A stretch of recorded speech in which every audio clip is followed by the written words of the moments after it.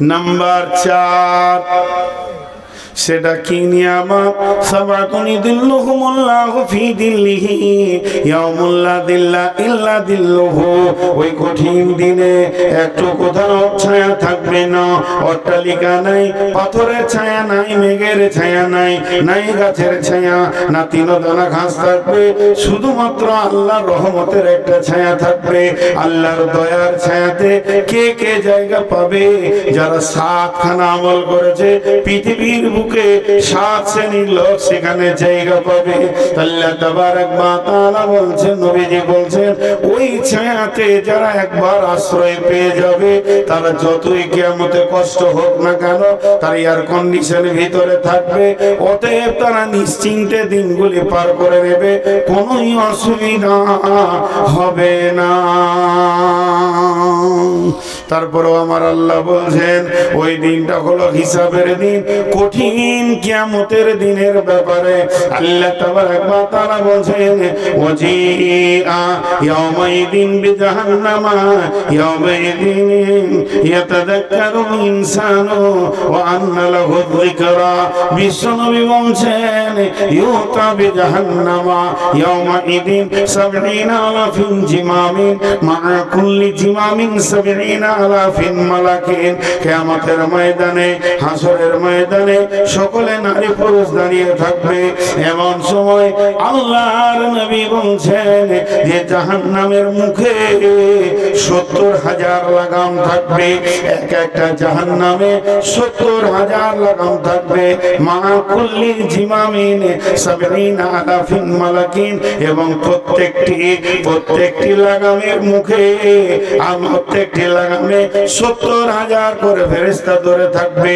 আর এইভাবে জাহান্নামকে টানতে টানতে নিয়ে আসবে। একটা ফেরেশতার ক্ষমতা কতটা? একটা ফেরেশতা সুর ফুঁকে দিবে, বিশ্বমণ্ডল ভেঙে যাবে।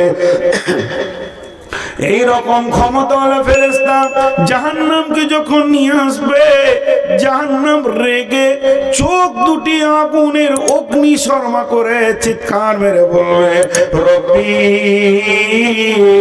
হে আমার রব, কই বেনামাজি গুলো কয়, বেপরদা গুলো কয়, সুদারু গুলো কয়, জুয়ারি গুলো কয়, মাতাল গুলো কয়, দিন মানে না কয়, নামাজ মানে না কয়, তোমার রাসূলকে মানে না কয়। এভাবে একটা একটা করে তালাশ করবে, আর এইভাবে হেঁটে আসবে।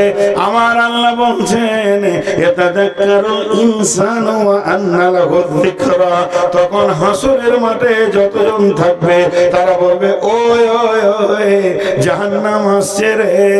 এতদিন যার কথা শুনেছিলাম, মাইকে শুনেছি, জালসাতে শুনেছি, খুতবাতে শুনেছি, ওই জিনিসকে আনা হচ্ছে। তখন জাহান্নাম বলবে, আল্লাহ বলবে আমার ভিতরে দেন, আমি নিষ্পেষণ করব। হাসরবাসী বলবে, ইয়াকুলু ইয়া লাইতানি কদ্দামতু লিহায়াতি। হে আমার রব,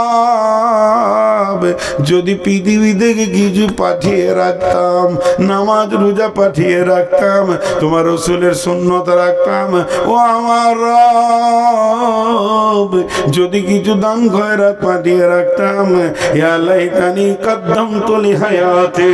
আল্লাহ বলছেন, ভাই ফায়াউমা ইযিল্লা ইউআযিবু আযাবাহু আহাদ ওয়া লা ইউসিকু ওয়াসাকাহু আহাদ। ওই দিনের মতো কঠিন বন্ধন আর কোনোদিন হবে না, আর ওই দিনের মতো কঠিন আযাব তুমি কোনোদিন দেখোনি। এই ভয়াবহ দিনকে হুঁশিয়ার হয়ে যাও বিশ্ববাসী রে, অচিরেই কিয়ামত এসে হাজির হচ্ছে।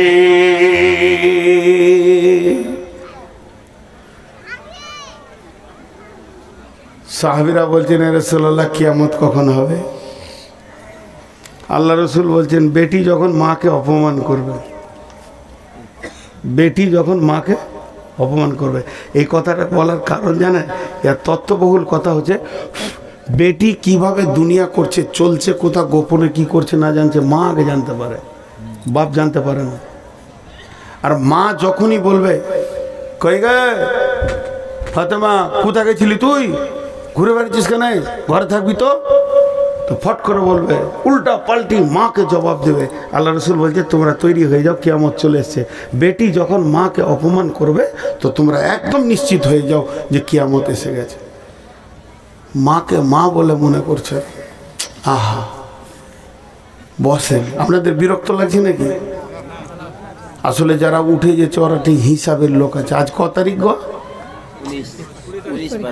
হুঁশ আছে, টাকা সব গোলমাল গুনেছে। 19 বলছে, এখনো 20 হয়ে গেছে। তো সব টাকা গোলমাল গুনেছে।